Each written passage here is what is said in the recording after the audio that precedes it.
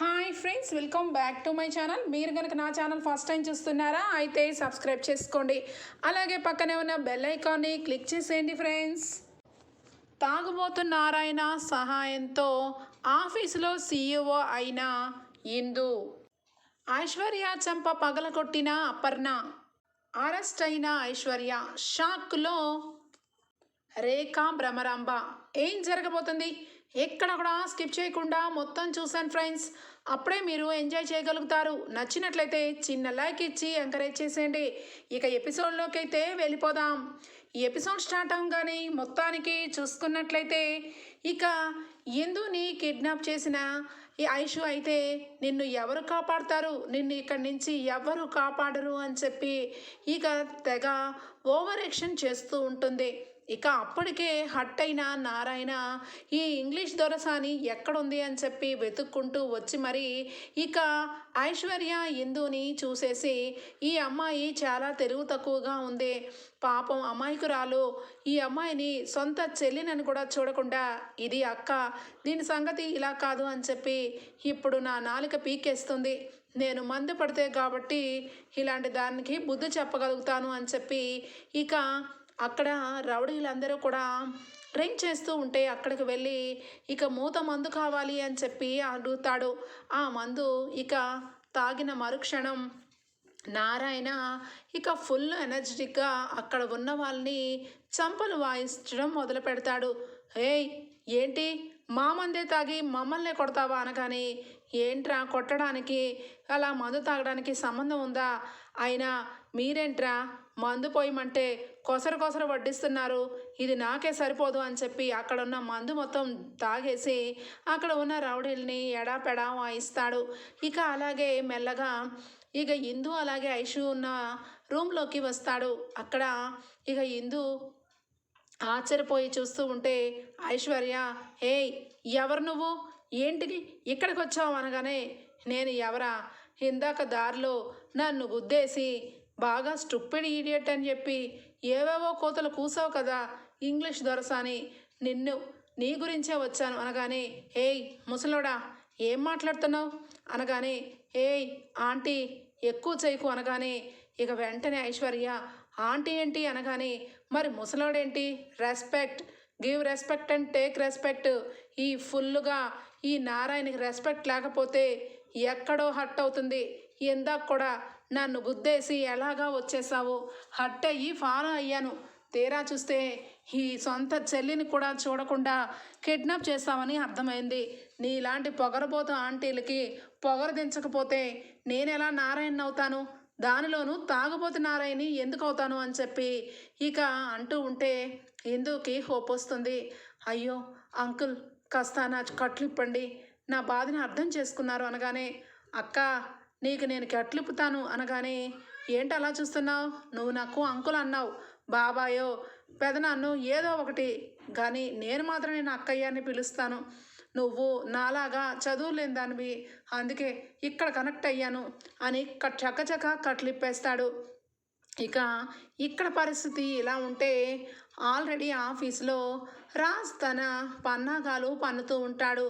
ఏందో ఎక్కడికి వెళ్ళిందో తెలీదు, కానీ సీఈఓగా నేనే ఉండాలి, ఆ రేఖని అస్సలు సీఈఓ కానివ్వను, నా మంత్రాలతో నా మాటలతో వీళ్ళందరినీ కూడా లైన్లో పెట్టి సీఈఓ నేనే అయిపోవాలి అని చెప్పి మీటింగ్లో ఇక తనదైన శైలిలో ఇక్కడ ఆఫీసులో ఎటువంటి జీతాలు ఎవరికి ఇవ్వట్లేదు, ఈ రేఖా పిన్ని నువ్వు ఆఫీస్ని దిగజార్చావు, కంపెనీని రాను రాను భ్రష్టు పట్టించావు, అదే నా చేతికి కంపెనీ వస్తే అందరి శాలరీలు డబుల్ త్రిబుల్ అవుతాయి, ఈ టర్న్ ఓవర్ కూడా సూపర్ డూపర్గా పెరిగిపోతుంది, నాకే సపోర్ట్ చేయండి అని చెప్పి అనగానే అక్కడ ఉన్న పరంధామయ్య మనుషులైతే రాజ్కి సపోర్ట్ చేస్తారు, రేఖ మనుషులు రేఖకి సపోర్ట్ చేస్తారు.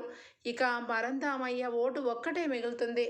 ఇక వెంటనే కూడా రేఖ అయితే ఆ ఓటు ఎవరికి వేయాలనుకుంటున్నారు చెప్పండి సార్ అనగానే, చూడు రేఖ ఈ ఓటు మాత్రం నీకు అస్సలు వేయను, ఎందుకంటే ఈ రాజు చెప్పినట్టుగానే నువ్వు రాను రాను కంపెనీ విలువల్ని దిగజార్చేస్తున్నావు, సెలవులు ఇక కనీసం ఎవరికి శాలరీలు కూడా ఇవ్వలేకపోతున్నావు అంటే నువ్వు కంపెనీని ఏ విధంగా నడిపిస్తున్నావో అర్థమవుతుంది అని చెప్పి అనగానే ఇక రాజుకి ఫుల్గా హోప్ వచ్చేస్తుంది.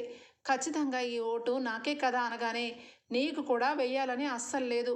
అసలు ఇందు ఎక్కడికి వెళ్ళింది, ఇందు రావాలి, ఇందుకే ఓటు వేస్తాను అనగానే అమ్మయ్య ఈ ముసలోడు ఇక నాకు వేయకపోయినా ఇందుకు వేస్తానన్నాడు. ఆ ఇందు ఎక్కడ చచ్చింది, అది గనక ఉంటే ఆ పరంధామయ్య ఓటు నాకే వేసేలా చేసేది, ఎక్కడికి వెళ్ళింది అని చెప్పి రేఖ చాలా ఆలోచిస్తూ ఉంటుంది. మరొక వైపు రాజైతే ఇందు వస్తే అంతా అతలాకుతలం అయిపోతుంది, ఇప్పుడు ఏం చెయ్యాలి అని చెప్పి ఆలోచిస్తూ కూర్చుంటాడు. ఇక అప్పుడే కరెక్ట్గా టైం కాస్త 10 నిమిషాలు తక్కువ 12 అవుతుంది. రాజు వెంటనే పరంధామయ్య గారు 12 అవ్వస్తుంది, మీ ఓటు నాకు వేయచ్చు కదా అని చెప్పి అంటూ ఉంటాడు. ఇక ఇక్కడ తర్జనా భర్జన అవుతూ ఉంటాడు పరంధామయ్య. ఇక ఇక్కడికి వచ్చేస్తే ఇదిగో నువ్వు సీఈఓ కాదే, కనీసం ఆఫీస్లో అడుగు కూడా పెట్టలేవు, ఇప్పుడు 10 నిమిషాలు తక్కువ 12 అయ్యింది, నువ్వు ఎలా వెళ్తావు అని చెప్పి ఎగతాళిగా మాట్లాడుతూ ఉంటుంది ఐశ్వర్య. ఇక వెంటనే నారాయణ, ఏయ్ 10 నిమిషాలు టైం ఉందిగా, నువ్వేంటే ఓవర్ యాక్షన్ చేస్తున్నావు, ఆంటీవి ఆంటీలా ఉండు, నేను తలుచుకుంటే అక్కడికి దింపగలను అని చెప్పి వెనకాల ఉన్న పెద్ద బైక్ని చూస్తాడు.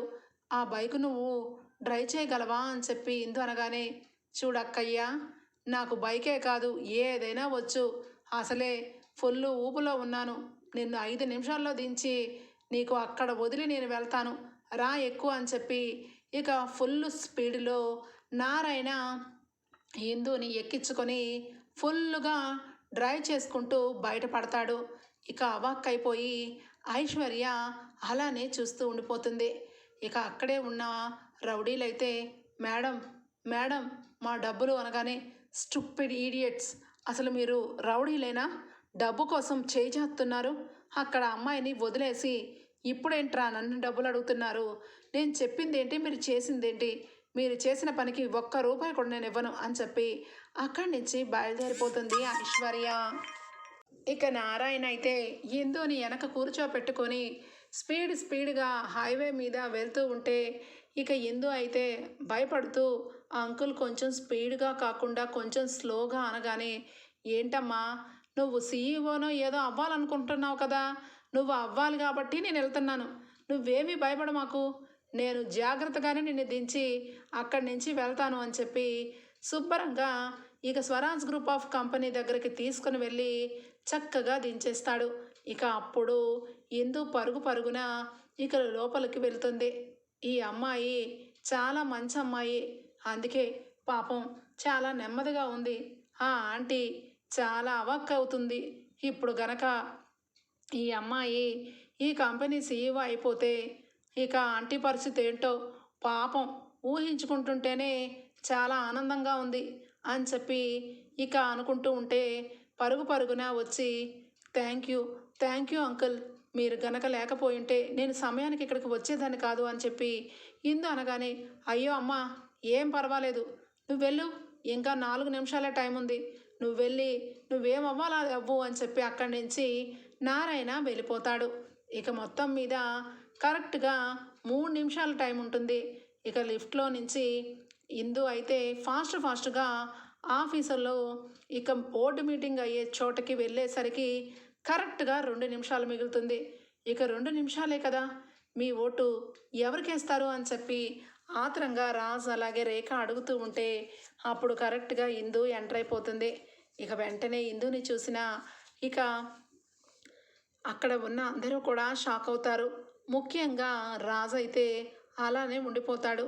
ఇక పరంధామయ్య అదిగో ఇందు వచ్చింది, నా ఓటు ఇందుకి అనగానే ఇక ఒక్కసారిగా ఇక రేఖ అయితే అమ్మయ్య కరెక్ట్ టైంకి వచ్చింది, ఇందుకు వేస్తున్నారా ఓటు, అదెలా సాధ్యం, నాకు 2 ఓట్లు వచ్చాయి, అలాగే రాజుకి 2 వచ్చాయి, ఎందుకు మీరేస్తే అనగానే ఎందుకు నేను వేశాను అంటే ఆ రాజుకు వేసిన 2 ఓట్లు కూడా ఇందుకనే నా అర్థం రేఖ అని చెప్పి పరంధామయ్య అనగానే ఇక ఒక్కసారిగా రాజు అయితే ఏంటి సమయానికి వచ్చేసింది, పోనీలే, నేను ఎంతైనా ఈ ఇంటికి అసలైన వారసుని కాదు కదా, అందుకే అనుకుంటా ఆ దేవుడు నా నుంచి సీఈఓ పదవి ఇక ఇందుకు వెళ్ళేలా చేశాడు అని చెప్పి ఇక మామూలుగా లైట్ తీసుకుంటాడు.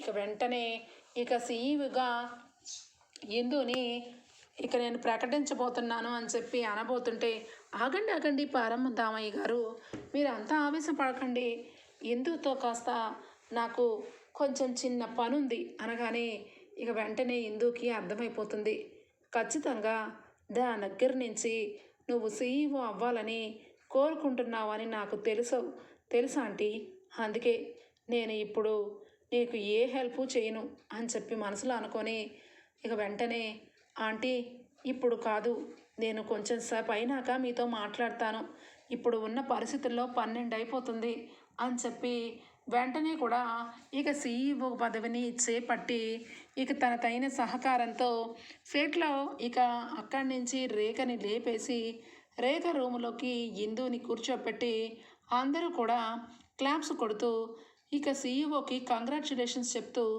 స్వప్న ఇక బొకే ఇచ్చి, మేడం కంగ్రాచులేషన్స్ మేడం అని చెప్పి స్టాఫ్ అందరూ కూడా ఇక ఫ్లవర్ బొకేలు ఇస్తూ ఉంటే రేఖ షాక్ అయిపోయి చూస్తూ ఉంటుంది. ఇక రాజ్ కూడా నార్మల్గానే తీసుకొని, పోనీలే ఎందు ఇక సీఈఓ అయింది కాబట్టి మనకిచ్చే డబ్బులు పేమెంటు ఎటువంటి నష్టము జరగదు, నేను అవ్వకపోయినా ఇందు అయింది కదా అని చెప్పి ఇందుని చూసి ఇక సంతోషపడుతూ ఉంటాడు రాజ్.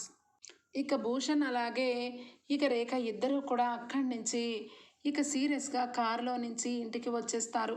ఇక పరందామయ్య అయితే, అమ్మ ఇందు, నువ్వు మీ నాన్నలాగా మీ అమ్మలాగా మంచి ప్రవర్తన కలిగి ఉన్నావని నీకు నేను ఓటు వేశాను, నువ్వు ఈ కంపెనీని ముందుకు తీసుకొస్తావనే నమ్మకం నాకుంది అని చెప్పి ఇక ఆశీర్వదించి అక్కడి నుంచి తను కూడా వెళ్ళిపోతాడు.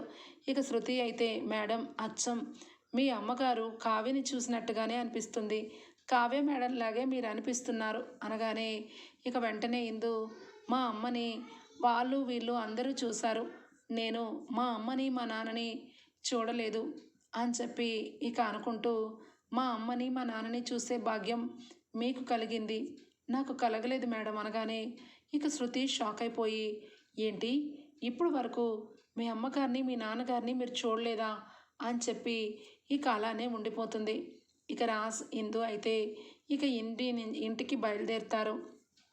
దండలన్నీ కూడా పక్కన పెట్టి ఇందు అయితే కారులో కూర్చోగానే ఇక వెంటనే రాజ్ అయితే, హలో ఇందు మేడం, మీరు సీఈఓ అయ్యారు, ఇక నుంచి నా శాలరీ పర్ఫెక్ట్గా ఇవ్వాలి అనగానే, అయ్యో రాజు ఇస్తాను కదా అనగానే, అవును ఇంతకీ ఎక్కడికి వెళ్ళావు, కరెక్ట్ టైంకి వచ్చావు, అసలు ఏం జరిగింది అనగానే ఇక వెంటనే మనసులో ఏవి చెప్పినా ఇక స్వప్న మీదే ఐశ్వర్య మీదే చెప్పాలి, ఐశ్వర్య గురించి అలా చెప్పడం కరెక్ట్ కాదు అని చెప్పి ఇక మనసులో అనుకొని ఏమీ లేదని చెప్పి ఇక డ్రైవింగ్ చేసుకుంటూ ఇంటికి వస్తారు. ఇక అప్పటికే ఐశ్వర్య ఇంటిలో చాలా కోపంతో ఆవేశంతో అటు ఇటు తిరుగుతూ ఉంటుంది.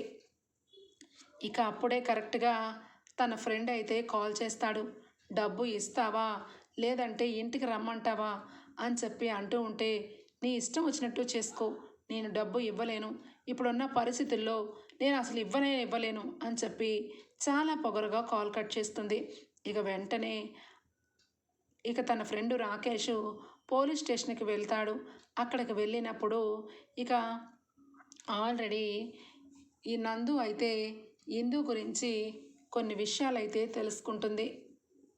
కొంతమంది రౌడీల్ని ఇక పట్టుకొని చితకబాది, మీరు కిడ్నాపులు చేస్తున్నారా, ఎవరిని చేస్తున్నారు, అసలు ఎందుకోసం చేస్తున్నారని ఇక అప్పుడే దొంగల్ని కొడుతూ ఉంటే అప్పుడు వాళ్ళు ఇక స్వప్న ఫోటోని చూపిస్తారు, ఐశ్వర్య ఫోటోని చూపిస్తారు. ఐశ్వర్య ఇక మమ్మల్ని ఈ అమ్మాయి డబ్బులు ఇస్తానని మోసం చేసి మమ్మల్ని కిడ్నాప్ చేయించమన్నారు, ఈ అమ్మాయిని కిడ్నాప్ చేశాము, మేము దొంగలమే కానీ మాకంటే గజ దొంగ ఇదిగో ఈ అమ్మాయి అని చెప్పి రాకేష్ కంప్లైంట్ ఇస్తున్నా ఇక ఐశ్వర్య ఫోటోని చూపించి చెప్పేసరికి ఆశ్చర్యపోతుంది నందు. ఇటు రాకేష్ కూడా కంప్లైంట్ ఇవ్వడానికి ఐశ్వర్యని చూపించి, నా దగ్గర 10 లక్షల రూపాయలు తీసుకుంది, అడుగుతుంటే ఇప్పుడు అప్పుడు అంటుంది అని చెప్పేసరికి ఇక అప్పుడు ఐశ్వర్య ఇంత ఘోరాది ఘోరంగా ఇక ఇందుని పగబట్టిన పాము మాదిరిగా చేసిందా? అసలు ఈ ఐశ్వర్యని ఏం చేసినా పాపమే అని చెప్పి తప్పు లేదని చెప్పి ఇక అనుకుంటుంది. ఇక వెంటనే దుగ్గిరాల ఇంటికి బయలుదేరుతుంది నందు. అయితే తనతో పాటు రాకేష్ కూడా వస్తాడు. ఇక రౌడీలను కూడా తీసుకొని ఇక జీప్ వేసుకొని వెళ్తుంది. అప్పుడే ఇక కరెక్ట్గా అపర్ణ సుభాష్ ఇద్దరు కూడా నందుని చూసి, ఈ అమ్మాయిని చూసిన ప్రతిసారి నాకెందుకో మన మనవరాలలాగే అనిపిస్తుంది అని చెప్పి అనుకుంటూ ఉంటే వెంటనే అక్కడికి వెళ్ళి, నానమ్మ ఇందు అక్క ఏది అనగానే, ఇందుకి ఈరోజు సీఈఓగా ఇక అయ్యింది, తను దారిలో ఉంది, ఏమ్మా ఏమైంది అనగానే, ఏమీ కాలేదు, నిజానికి ఇందుని 2 సార్లు కిడ్నాప్ చేయించింది ఐశ్వర్య.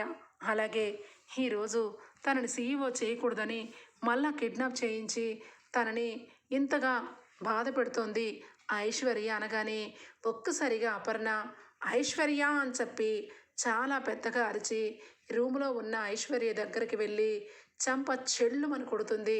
ఏంటి నా మీద చేయి చేసుకుంటావా? నీకెంత ధైర్యం అనగానే, నీకెంత ధైర్యం? అసలు నువ్వు మనిషివేనా? ఛీ, నీలాంటి దాన్ని ఏం చేసినా పాపం లేదు. సొంత చెల్లెని కూడా చూడకుండా తనని కిడ్నాప్ చేయిస్తావా? నిన్ను అనగానే, ఎవరు చెల్లి ఎవరికి చెల్లి? అసలు అది నాకు చెల్లి ఏంటి? అదంటేనే నాకు అసహ్యం అనగానే, అవునవును, నిన్ను చూసుకొని నీ పక్కన తను నుంచుంటే నీకు అసహ్యం. అవునే, నువ్వు రోజు రోజుకి మీ రేఖ ఆంటీ మాటలు విని ఎంత ఘోరంగా ఈ రకంగా తయారవుతావని ఊహించలేదు అని చెప్పి అపర్ణ అంటూ ఉంటుంది. ఇక అప్పుడే కరెక్ట్గా అక్కడికి ఇందులు ఇక లోపలికి రావటం చూసిన అపర్ణ, నీ సంగతి ఇలా ఉంచుతాను, ముందు నా మనవరాల్ని నేను హారతి పళ్ళెంతో లోపలికి తీసుకురావాలి అని చెప్పి హారతి పళ్ళెంతో ఇక ఇందుని అలాగే రాజుని లోపలికి రప్పిస్తుంది. ఇక ఎవరి దిష్టి పడకూడదు, ఈ ఇంట్లో అందరూ కూడా ఇక ఎవరి దిష్టి నీ పడకూడదు అని చెప్పి అంటూ ఉంటే, ఏమైంది ఏమైంది నానమ్మ అని చెప్పి అనగానే, ఇంకా ఏం కావాలి? ఆ ఐశ్వర్య నిన్ను కిడ్నాప్ చేయించింది కదా అనగానే, ఇక ఇందు, దీని నానమ్మ నువ్వు నీకెలా తెలుసు అనగానే, నాకు తెలుసు అని చెప్పి అనగానే అక్కడే ఉన్న రాకేష్ నందు ఇద్దరు కూడా, చూడండి మేడం, మీరు చాలా మంచి వాళ్ళు, మీ మంచి మనసుకి సెల్యూట్ చేయాలి, కానీ మీ అక్క ఆ ఐశ్వర్య చాలా మోసగత్తి, తన అప్పుని మీరు తీర్చాలనుకున్నారు, కానీ తనే మిమ్మల్ని కిడ్నాప్ చేయించిందంట. కానీ నేను అంత మంచివాడిని కాదు, నా డబ్బు నాకు ఇవ్వకపోతే నేను ఏమన్నా చేస్తాను, అందుకే పోలీస్ కంప్లైంట్ ఇచ్చాను అనగానే, ఇక వెంటనే రేఖ, భూషణ్, భ్రమరాంబ అందరూ కూడా బయటకు వస్తారు. ఐశ్వర్యకి ఫీజులు ఎగిరిపోతాయి. ఇక నందు వెంటనే కూడా, హే, ఇంకా చూస్తున్నావేంటి, కిందకి దిగు అనగానే బిక్కుబిక్కుమంటూ కిందకి వస్తుంది. నీకు ఎంత ధైర్యం ఉంటే ఈ రకమైన పనులు చేస్తావు అనగానే, ఐశ్వర్య ఏం చేసింది అని చెప్పి ఇక రేఖ అనగానే, ఏం చేసిందా? మీ ముద్దల మేనకోడలు ఇదిగో ఇందుని కిడ్నాప్ చేసింది అనగానే, ఇందు వెంటనే, నందు అది నేను అని చెప్పి ఇక తడబడుతూ, అది కాదు నందు, ప్లీజ్ తనని అరెస్ట్ చేయొద్దు, తను నన్ను కిడ్నాప్ చేయలేదు అనగానే, అక్క నాకు తెలుసు నువ్వు చాలా మంచిదానివి, ఐశ్వర్యని కిడ్నాప్ చేసి ఉండొచ్చు అని చెప్పి స్వాతి అంటూ ఉంటే, ఇక వెంటనే నందు, ఐశ్వర్యనే కిడ్నాప్ చేసింది, నా దగ్గర ప్రూఫ్ ఉంది, మీ ఇంట్లో మీకు ఒకరి మీద ఒకరికి ప్రేమ అభిమానాలు ఎక్కువే ఉండొచ్చక్క, కానీ చట్టానికి ఎవరూ కూడా అతిథులు కాదు. ఈరోజు ఈ ఐశ్వర్య పాపం పండింది, అందుకే ఆ దొంగలు నాకు చిక్కారు, ఇది కిడ్నాప్ చేసినట్టుగా ప్రూఫ్లు కూడా ఉన్నాయి, నువ్వు పలానా వాళ్ళకి కాల్ చేసి డబ్బిస్తాను ఇందుని కిడ్నాప్ చేయమని అన్నావా లేదా అనగానే, ఇక వెంటనే రేఖ షాక్ అయిపోతుంది. ఈ ఐశ్వర్య వాళ్ళైనా ఇక టయానికి రాకపోవడానికి కారణం, అది గనక అటు వెళ్ళకపోతే దాన్ని బెదిరించో భయపెట్టో నేను సీఈఓ అయ్యేదాన్ని, దీని అంతటికీ కారణం నువ్వా అని చెప్పి మనసులో అనుకుంటుంది. ఇక ఐశ్వర్య అయితే, ఆంటీ నాకు ఏమి తెలియదు ఆంటీ, ఆ ఇందుని ఇక మిమ్మల్ని సీఈఓ చేయాలని తను కిడ్నాప్ చేశాను ఆంటీ అనగానే, బొంత దాన్ని కిడ్నాప్ చేసి నన్ను సీఈఓ కాకుండా చేసావు అని చెప్పి ఇక మనసులో అనుకుంటూ ఉంటుంది.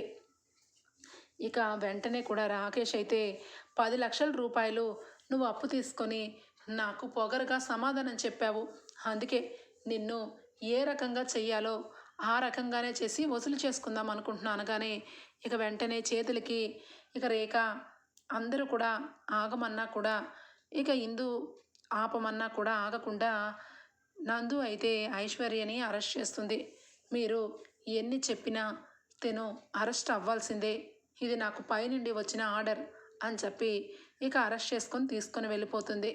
ఇక వెంటనే ఇందు అయ్యో ఐషు ఐషు అని చెప్పి అంటూ ఉంటే ఇక వెంటనే అక్కడే ఉన్న స్వాతి ఏంటక్క అతి మంచితనం కూడా మంచిది కాదు, నిన్ను కిడ్నాప్ చేయించిందంట, అసలు ఏమనుకుంటుంది అది అనగానే స్వాతి నువ్వు నాకు చెల్లెలివి, అలాగే ఐశ్వర్య నాకు అక్క, తనకి నిజానికి లోపల నా మీద కోపం తెప్పించింది రేఖ ఆంటీ, అందువల్ల తను అలా అయ్యింది, అంతే తప్ప స్వతహాగా తను అలాంటిది కాదు అని చెప్పి ఇక అంటూ ఉంటుంది. ఇక మొత్తం మీద ఐశ్వర్య అయితే పోలీస్ స్టేషన్కి వెళ్తుంది. ఇక సీఈఓగా తను ఇందు అవడంతో రేఖకి ఇక మింగుట పడదు. ఇక వెంటనే ఇందు పోలీస్ స్టేషన్కి వెళ్ళి ఐశ్వర్యకి ఇక బెయిల్ మీద తీసుకొని తను చేసింది చిన్న తప్పే, తను నన్ను చంపించాలని చూడలేదు, ఏదో రౌడీలకి డబ్బులు కట్టింది అంతే అని చెప్పి ఇక అక్కడి నుంచి విడిపిస్తుంది. ఇక రాకేష్ అయితే మరి నా డబ్బులు ఎలా మేడం, మీరు ఒక్కటి, మీ చెల్లెల్ని మీ అక్కని మీరు కాపాడుకున్నారు, మరి నా డబ్బులు ఎలా అనగానే చూడండి రాకేష్ గారు, మీరు మా ఐషుకి డబ్బులు ఇచ్చారు, అది కాదనను, కానీ డబ్బులు అడిగే పద్ధతి ఇది కాదు, తను ఒక ఆడపిల్ల, తన గురించి నువ్వు ఏం ఆలోచించావో నాకు తెలీదు, ఆడపిల్లని పోలీస్ స్టేషన్కి తీసుకొని వస్తే మీ అప్పు ఎలా తీరుతుంది, తీరదు కాదు కనుక ఇక మీరు వెళ్ళిపోవచ్చు అనగానే ఇక వెంటనే అక్కడి నుంచి రాకేష్ అయితే చూస్తూ ఉంటాడు. చూడండి మీ డబ్బులు మాకు అవసరం లేదు, కానీ మీరు చేసింది చాలా పెద్ద తప్పు, ముందు ఐశ్వర్యకి సారీ చెప్పండి అనగానే ఇక ఐషు సారీ అని చెప్పి చెప్తాడు. వెంటనే చెక్కు మీద 10 లక్షల రూపాయలు సంతకం చేసి ఇదిగో నీ అప్పు తీరిపోయింది, ఇక ఎప్పుడు కూడా ఐశ్వర్యని ఇబ్బంది పెట్టకూడదు అని చెప్పేసరికి ఇక అక్కడి నుంచి రాకేష్ అయితే వెళ్ళిపోతాడు. ఐశ్వర్యని పోలీస్ స్టేషన్ నుంచి ఇడిపిస్తుంది ఇందు. రాబోయే ఎపిసోడ్స్లో ఐశ్వర్య నిజంగా మారిపోతుందా, రేఖకి ఐశ్వర్య ఇక యాంటీ అయిపోతుందా, రాబోయే ఎపిసోడ్స్లో తెలుసుకుందాం ఫ్రెండ్స్. మీకు కనుక నచ్చినట్లయితే లైక్ ఇచ్చి అలాగే హైప్ బటన్ కూడా నొక్కేయండి. Bye, take care, thank you for watching.